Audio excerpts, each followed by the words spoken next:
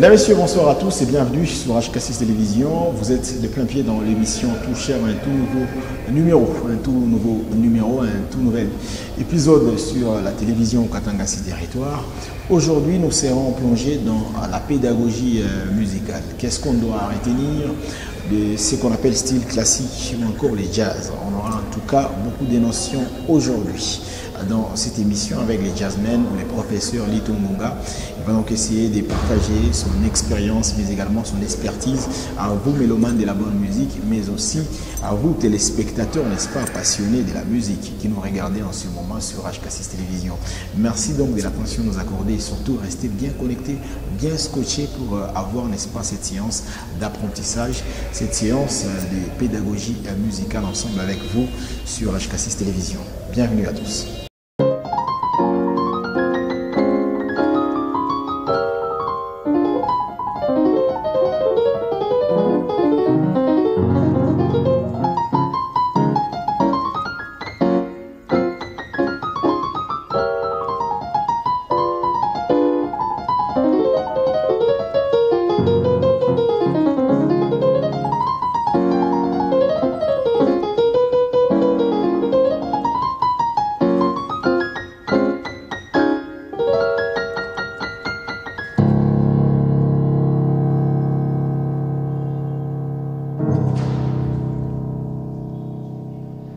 Je suis Lito Munga, il y a d'autres qui m'appellent Li. Je suis pianiste professionnel, donc issu de Bangalore Conservatory, c'est le conservatoire de Bangalore qui se retrouve en Inde. Et après ça, j'ai affaire à l'African Music Institute au Gabon, donc ce sont les deux grandes institutions de musique qui m'ont formé. Mais avant ça, j'ai été déjà pianiste, musicien, c'est-à-dire j'avais commencé le piano depuis l'âge de 6 ans. J'avais commencé le piano depuis les bas âges où j'apprenais d'abord pas de manière formelle, mais voilà, trouver un professeur qui connaissait déjà jouer, qui n'avait pas une connaissance du conservatoire, qui pouvait quand même m'apprendre, qui pouvait quand même m'aider à retrouver quelques notes sur le clavier. C'est à 19 ans que j'ai eu l'opportunité d'aller de l'autre côté, en Asie, pour commencer mes études d'abord en informatique, parce que je suis programmeur en informatique, et après la programmation, je suis allé faire la musique, toujours en Asie, à Bangalore Conservatory, le conservatoire de Bangalore. Et puis après, on m'a renvoyé en Afrique, c'est-à-dire au Gabon, pour venir continuer mon master à l'African Music Institute. Donc c'est comme ça un peu mon parcours. Et je suis plus spécialisé dans la musique jazz, d'où je livre des masterclass à plusieurs endroits, à l'Institut national des arts, à l'extérieur du pays, dans des conservatoires de musique. Donc je suis là plus pour la musique jazz. Voilà. Ça fait déjà 6 ans, donc ça c'est la 7e année déjà. Parce qu'avant je jouais plus la musique congolaise. Je jouais ce qu'on appelle le gospel ici chez nous. Je faisais le gospel congolais et puis tout ça, mais après quand je suis allé de l'autre côté, donc c'était déjà en 2013. De 2013-2016 j'ai commencé la musique. Donc ça fait pratiquement 6 ans. Donc le reste d'année, ce sont les années où je suis maintenant sur scène en train de me produire ou de donner des masterclass. Mais ça fait pratiquement 6 ans que je suis dans le jazz. Définir la musique comme l'art de combiner les sons de manière agréable, toute cette définition longue qu'on nous avait donnée à l'école secondaire, je crois. Pour nous qui ont fait la musique, on ne trouve pas que cette définition-là est complète. Mais on a une petite définition qui parle beaucoup, qui explique un peu tout. Pour nous, la musique, c'est un langage qui utilise le son. Simplement, quand on dit que c'est un langage qui utilise le son, donc on compare la musique à d'autres langages de musique, d'autres langages qui existent, par exemple le langage français, le langage gestuel, plusieurs langages qui existent. On compare la musique un peu à tout ça là. La musique est un langage qui utilise le son. Alors ce son-là doit être organisé pour que ça soit appelé réellement musique, parce que pour nous, quand on est dans la musique, on se dit un son mal organisé, c'est ce qui nous donne les bruits, mais un son bien organisé, c'est ce qui nous donne maintenant la musique. Donc pour nous, on définit la musique comme un langage d'abord qui utilise le son, et les sons bien organisés. Le respect des principes de la musique. Okay? Il y a, par exemple, si je veux parler de l'organisation de la musique, je vais dire la manière dont nous avons la notation musicale.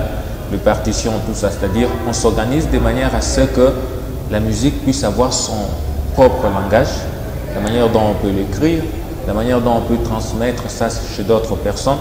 Donc c'est plus la manière d'organiser la musique, le principe de la musique en fait. À l'école, quand on veut t'apprendre le piano, on va te donner au moins 1 ou 2 minutes pour observer les notes. On va te demander après ça, on va te demander si tu as réellement vu qu'il y a un groupe de 2 noirs et un autre groupe de 3 noirs, un groupe de 2 noirs, un groupe de 3 noirs, un groupe de 2 noirs, ainsi de suite. Alors c'est par rapport à ça qu'on va te donner quelques notes, des repères. Par exemple, on va te dire, quand tu vois un groupe de 2 noirs, la note blanche qui précède le groupe de 2 noirs, c'est cette note-là qui sera appelée Do.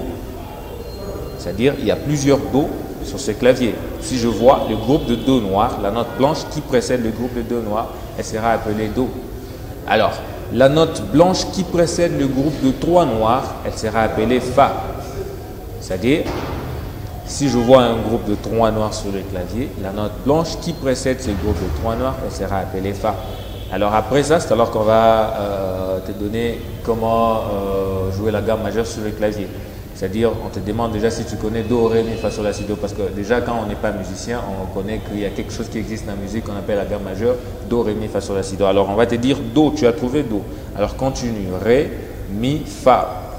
Vous vous rendez compte que Fa est avant le groupe de 3 noirs. Sol, La, Si, Do. Do encore avant le groupe de 2 noirs. Ainsi de suite. C'est ça même les débuts. Alors, tout au départ, on commence d'abord par aider l'apprenti à repérer les notes sur le clavier. Et puis voilà, c'est ça en moins. Yeah. Voilà, donc c'est comme je regarde le groupe de 2 noirs, je Do déjà là-bas. Alors, pour commencer, je dois jouer, arriver au niveau de Fa. Je reviens encore avec le pouce.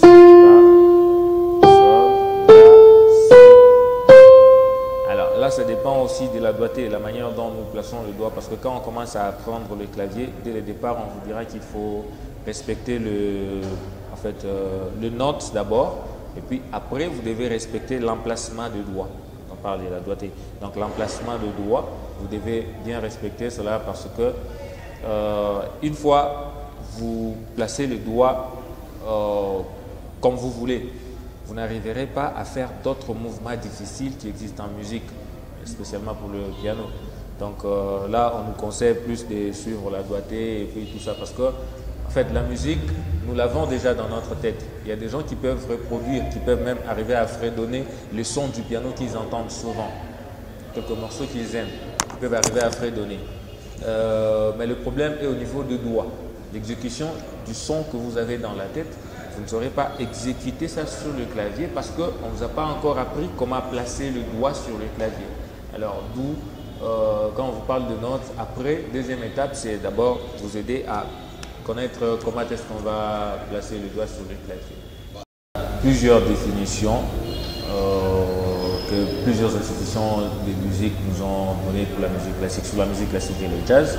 Mais en fait, je vais essayer de donner 2 petites définitions différentielles entre les deux styles de musique, les 2 concepts. Voilà. Donc, je dirais que la musique classique, c'est une musique plus caractérisée par l'interprétation. Tandis que la musique jazz, c'est une musique caractérisée par l'improvisation. En fait, par l'interprétation, qu'est-ce que je voulais dire? La musique classique, elle est plus écrite. Avant, c'est la seule musique qui était écrite. Alors, dans la musique classique, vous devez jouer ce qui est sur papier, sans retrancher, sans ajouter. Vous ne modifiez rien, vous devez suivre ce qui est écrit sur le papier, c'est-à-dire les partitions. Pendant que dans le jazz, ça peut ou ne pas être sur le papier. Vous pouvez jouer la même musique que l'autre avait joué, mais là, vous modifiez, vous retranchez, vous ajoutez, vous remplacez. Le fait de faire tout ça là, c'est l'improvisation. C'est là qu'on dit que la musique classique, c'est une musique de l'interprétation et la musique jazz, c'est une musique de l'improvisation. Bien sûr, dans la musique classique, il y a aussi une petite dose de l'improvisation qu'on appelait cadenza.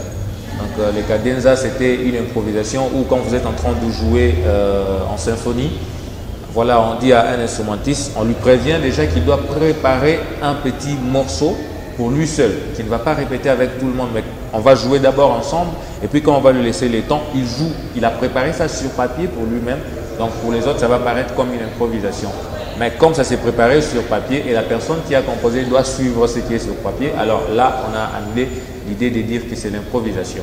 Mais dans le jazz, cette improvisation-là, elle se fait de manière spontanée. D'ailleurs, quand on commence à définir l'improvisation dans la musique jazz, on dit que c'est une création spontanée, mais selon le principe d'improvisation. C'est-à-dire, on improvise, voilà, on joue le même morceau que l'autre avait joué avant, mais on joue ça de sa propre manière. Voilà, c'est un peu ça. Donc, comme je disais, la musique classique, elle est plus caractérisée par l'interprétation.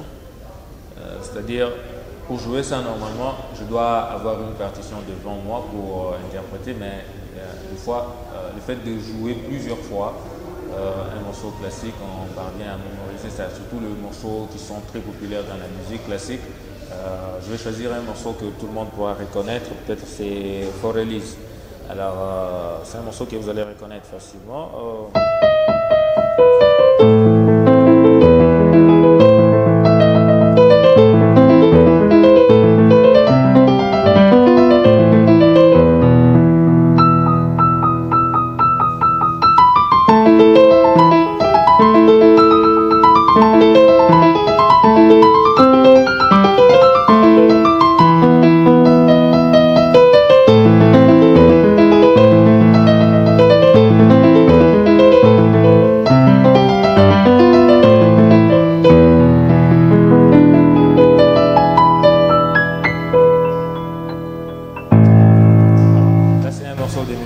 C'est juste une partie, un seul mouvement dans ce morceau For Elise. Alors ça, plus pour apprendre ça, je dois recourir à la partition. Sinon, avec mon oreille, je ne peux pas attraper ça facilement. Je dois recourir plus à la partition. Il y a plusieurs autres morceaux, par exemple, c'est Maple Leaf, d'où on joue.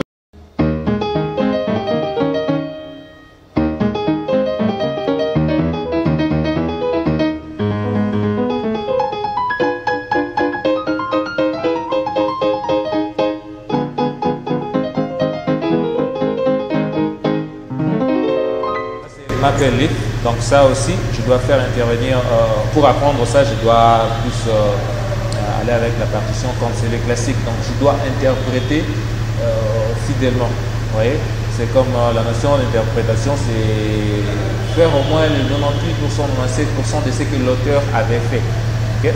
Mais dans la musique jazz, on improvise, c'est plus l'improvisation qui caractérise la musique jazz. Alors, d'où, par exemple, je peux avoir un morceau comme Fly Me to the Moon. Alors, je dois d'abord jouer les thèmes, je dois faire comprendre à tout le monde que c'est le même morceau que l'autre avait joué tout au départ, mais après je continue avec les improvisations. Je commence à jouer ça selon moi maintenant. Alors, c'est vrai que je peux donner un morceau comme...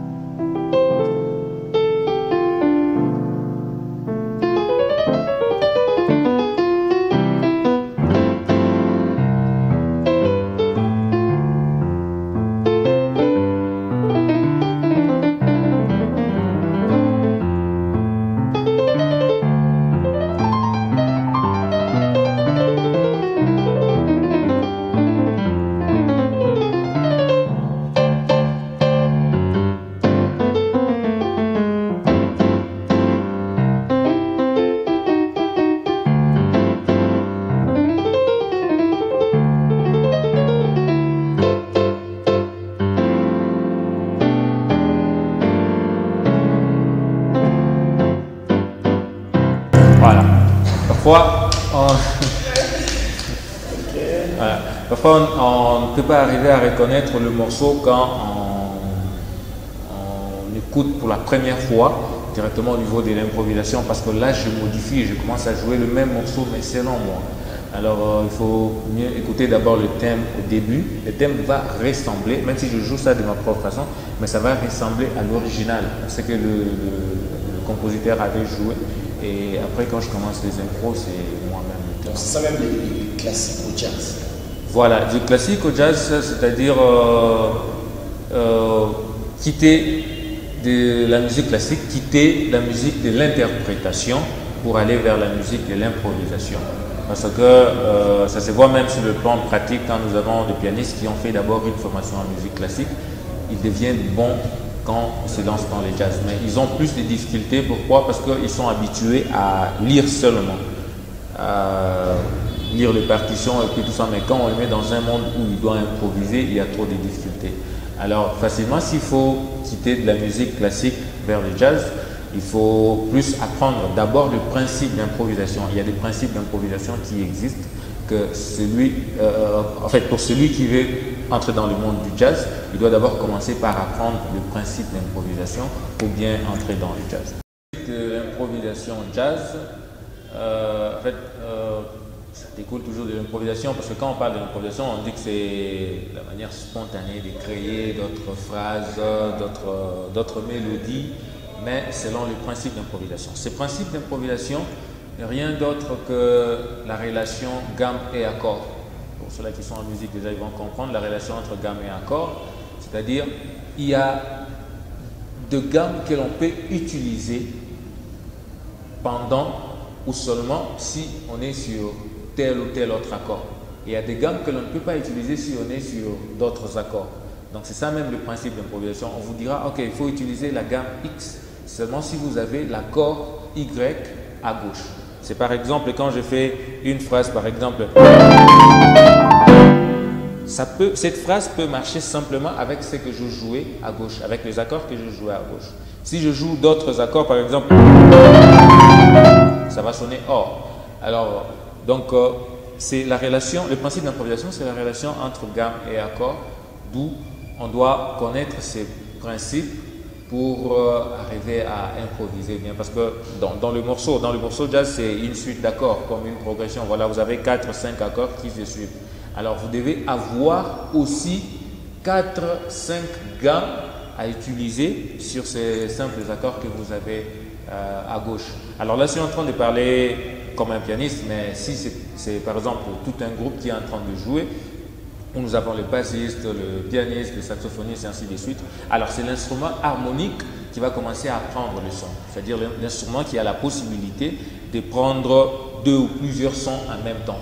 Donc, par exemple, la flûte, le saxophone, ça ne prend pas deux ou plusieurs sons en même temps. Mais si nous avons la guitare ou bien le piano, là ça prend deux ou plusieurs sons. Alors c'est cet instrument-là qui va commencer à prendre les accords. Et quand les autres vont commencer à improviser, ils doivent mieux connaître d'abord les accords que prend celui qui est en train de jouer l'instrument harmonique pour arriver maintenant à créer des phrases en relation avec les gammes qui marchent avec les accords qui sont utilisés par le pianiste ou le guitariste.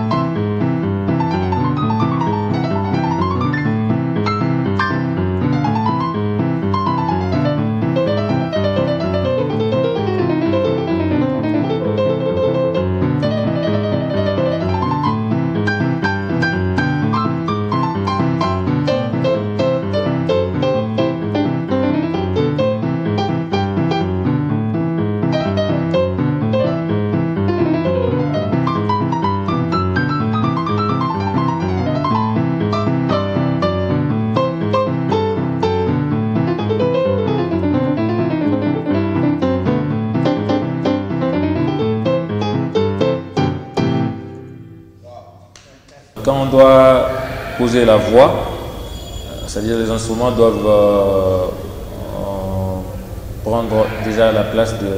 En fait, ceux-là qui jouent d'abord aux instruments doivent prendre déjà la place des accompagnateurs, parce que si je fais le solo tel que je suis en train de le faire avec un chanteur, ça ne va pas marcher.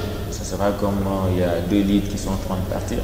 Alors d'où je dois d'abord savoir comment accompagner. Je prends simplement les accords qui doivent accompagner la voix de celui qui est en train de chanter.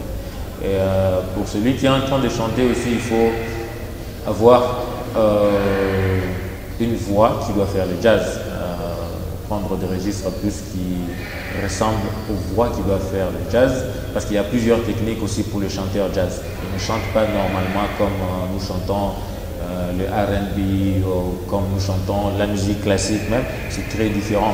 Vous allez voir qu'ils ont leur façon de chanter. Alors tout ça là, il y a des principes aussi pour ceux-là qui font les chants jazz. D'où on doit apprendre tout cela, on doit apprendre à faire le scat singing par exemple, c'est ce que vous entendez plus dans la musique blues, qui est une partie du jazz aussi. C'est-à-dire, vous n'entendez pas les paroles, mais vous entendez quelqu'un chanter par exemple.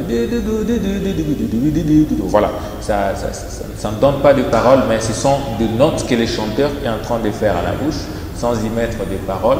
On appelle ça scat. Donc il y a tout ce principe-là qu'il faut suivre quand on doit chanter dans le jazz. J'aimerais plus parler de la documentation dans la musique jazz, parce qu'il y a plusieurs musiciens ici chez nous. Nous avons plusieurs musiciens au Congo ici chez nous, mais qui ne sont pas documentés par rapport à la musique jazz. C'est-à-dire qu'ils parviennent à jouer la musique jazz en utilisant des tutoriels qu'ils prennent sur les nets sans comprendre le principe de l'improvisation jazz. Alors qu'il faut aller, d'abord si vous n'avez pas un professeur qui a fait des conservatoires comme moi par exemple, si vous n'avez pas la chance de me rencontrer, de m'avoir comme professeur, alors vous voulez apprendre par vous-même, vous devez être documenté, avoir les livres qui apprennent le principe de l'improvisation jazz. Alors qu'ici chez nous, c'est alors que pour moi quand on me pose des questions s'il y a des jazzmen, je dis qu'il y a quelques-uns, je ne dis pas qu'il y a vraiment des jazzmen ici chez nous, parce que ils n'apprennent pas le principe d'improvisation comme il faut. Et c'est ça même le point commun entre ceux-là qui s'appellent jazzmen. C'est-à-dire, si je dis que je suis jazzman, l'autre dit aussi qu'il est jazzman, nous devons, nous tous, connaître le principe d'improvisation, bien qu'on vient de deux endroits différents. Alors, c'est question peut-être d'être documenté pour ceux-là qui veulent apprendre le jazz, pour ceux-là qui veulent se faire entrer dans le monde du jazz. La musique classique, c'est simple, on pourra t'apprendre à lire la partition et directement par toi-même, tu vas te lancer. Mais dans le jazz, c'est plus être d'abord documenté, avoir vraiment les livres qui parlent de l'improvisation jazz, et puis ça va plus t'aider. C'est pour tous les instrumentistes, pas seulement le pianiste, mais il faut que ce soit pour tous les instrumentistes.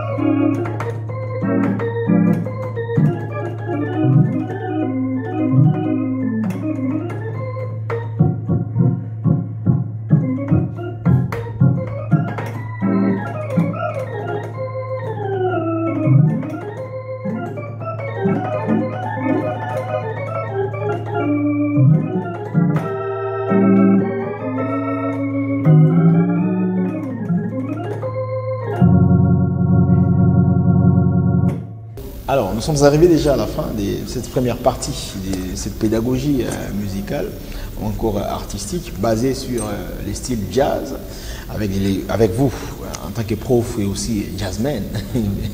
Alors, comment vous localisez, comment vous trouvez pour avoir encore plus de notions liées au classique, au jazz? Ouais, comment me trouver? Bon, je suis plus à l'Institut français, la Halle de l'Étoile. Halle de l'Étoile. Voilà. C'est ici où je donne plus cours. Bon, je livre plusieurs concerts ici. Je suis directeur artistique ici à l'Institut français. Je livre plusieurs concerts, surtout à l'occasion de la Journée internationale du jazz, la fête de la musique. Voilà, je suis là en train de livrer des concerts. Des fois, je suis en train de donner cours, c'est-à-dire pour ceux-là qui viennent s'inscrire à l'Institut français. Donc, je donne des cours de musique en général et puis des cours un peu particuliers sur le jazz, le gospel. On peut en même temps avoir aussi vos coordonnées et les numéros des contacts, par exemple. Oui. 099 39 42 969. Vous êtes disponible? Je suis disponible à ces numéros. Surtout pour la musique. Ouais, exactement. Alors, ça sera quoi en fait, la prochaine matière en ce qui concerne toujours la pédagogie musicale, puisque à un certain moment, il faut donner de la matière aux téléspectateurs et beaucoup plus à ceux qui sont dans ce domaine, de la musique. Voilà. J'aurais bien souhaité que la prochaine matière soit sur la musique congolaise. Ou soit que ça puisse parler d'une musique vraiment locale, parce que quand on est plus dans le jazz, la musique classique, plus souvent ça intéresse les personnes qui viennent de l'extérieur, parce que c'est vraiment pas notre musique actuellement. Alors j'aurais bien souhaité que l'on parle de notre musique congolaise. Donc, prochainement, on va parler de la musique congolaise avec vous. En tout cas, nous vous disons sincèrement merci. Merci. Vous êtes un bon, en fait, un bon jazzman. Alors, mesdames et messieurs, nous sommes arrivés donc à la fin de cette production des Touchards d'aujourd'hui sur HK6 Télévision. Merci à Chris Bond, merci à Seda Mobikaï qui nous ont réalisé pour ce numéro. On se fixe les rendez-vous, ce sera la semaine prochaine sur la même télévision Katanga 6 Territoire. On va terminer cette émission avec un petit morceau, encore une fois, du jazz avec vous, Lito Ngonga. Merci à vous, mesdames et messieurs.